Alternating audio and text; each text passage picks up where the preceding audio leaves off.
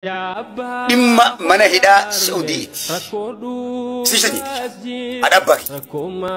Obboleettii taaf obboleettii. Kanneen isitti qoomuu manna. Ana kanatti ableedhaan kutamee darbamuun naaf. Isin akkana taatanii arguu manna. Kukkutamee kanatti ableedhaan bakka dhibbatti.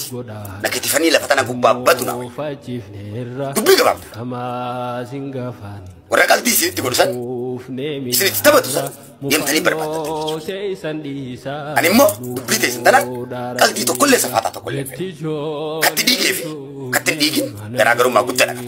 Waan isinitti dhiigeef waan lubbuu tiyya isinitti dhabeef haadha tiyya mi'ooyitu waan isinitti dhabeef jaajaatti dhaladhe abbaa kiyya mi'aawa waan isinitti dhabeef shanyii tiyya mi'ooyitu waan isinitti dhabeef dubbiin teessan tun dhimma jabaadha malee na biratti dhimma salphaadha miti dhimma nama raachuu malee dhimma na fayyisuu miti. Ifa.